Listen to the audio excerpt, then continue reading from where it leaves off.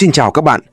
Trong video ngày hôm nay, tôi sẽ hướng dẫn các bạn cách cấu hình Live Internet sử dụng giao thức quay số PPPoE cho các nhà mạng phổ biến tại Việt Nam như VNPT, Viettel hay FPT ngay trên thiết bị tường lửa Barracuda CloudGen Firewall. Hãy cùng bắt đầu nhé!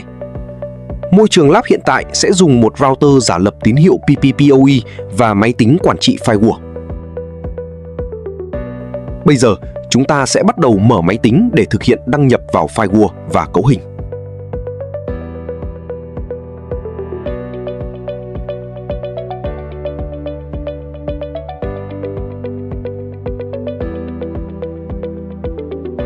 Bước đầu tiên, chúng ta mở chương trình Barracuda Firewall Admin và đăng nhập vào Firewall. Trước khi bắt đầu cấu hình, chúng ta sẽ kiểm tra kết nối Internet hiện tại. Chúng ta mở chương trình CMD, kiểm tra IP hiện tại của máy tính và ping test 8.8.8.8. Kết quả là chưa thông, chứng tỏ đường truyền chưa sẵn sàng. Bây giờ chúng ta đi vào phần cấu hình. Từ giao diện dashboard của phần mềm Barracuda Firewall Admin, các bạn truy cập vào tab Configuration. Nhìn sang cây cấu hình Configuration Tree. Các bạn nhấp đôi vào mục Network.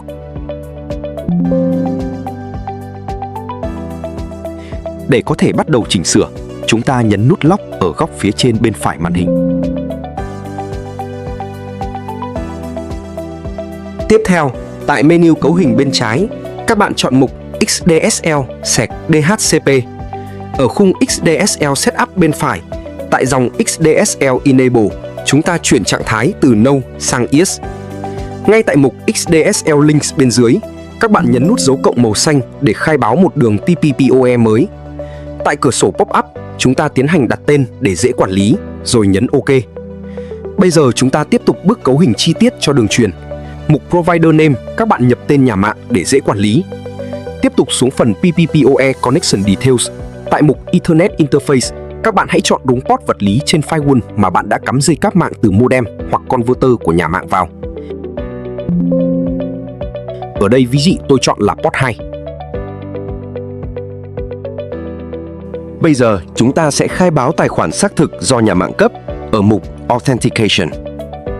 Ở ô User Access ID, các bạn điền chính xác thông tin username đường truyền do nhà mạng cấp. Tương tự, điền mật khẩu vào cả hai mục New và Confirm tại phần Access Password.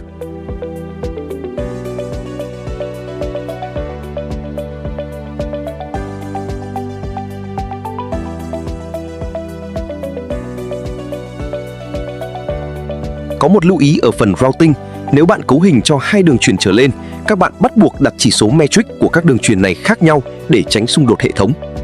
Nếu chỉ có một đường truyền thì để mặc định hoặc đặt chỉ số metric tùy theo nhu cầu quản lý của các bạn. Sau đó nhấn OK.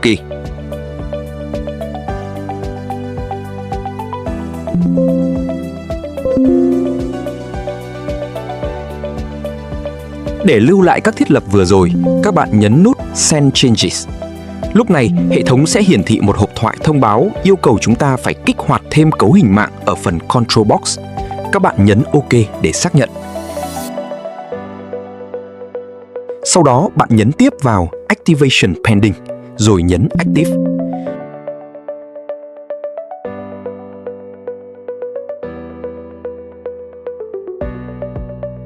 Bước cuối cùng để đường truyền chính thức hoạt động, các bạn chuyển từ tab Configuration sang tab Control ở thanh menu chính phía trên, nhấn chọn mục Box.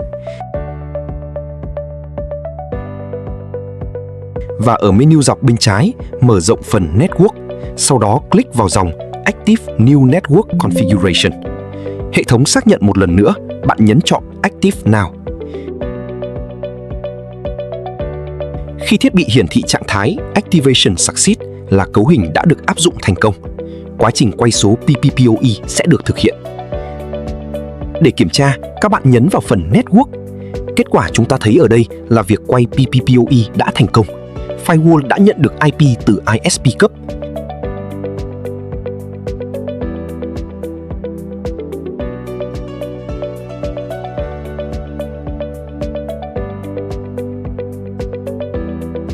Và ở phần Routing Table, thông tin định tuyến cũng đã được cập nhật. Bây giờ chúng ta chuyển qua tab SSH để kiểm tra kết nối ra ngoài Internet từ Firewall.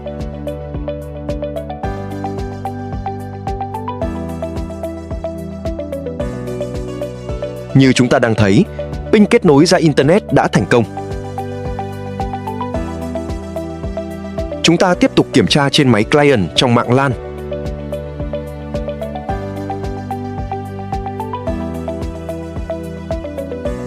Ping tới 8.8.8.8.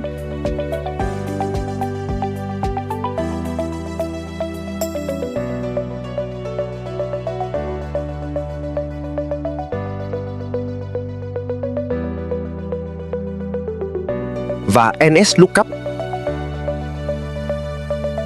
Domain gmail.com. Thành công. Như vậy là chúng ta đã hoàn thành việc cấu hình quay số PPPoE cho Line Internet trên Barracuda CloudGen Firewall thành công. Cảm ơn các bạn đã theo dõi. Xin chào và hẹn gặp lại.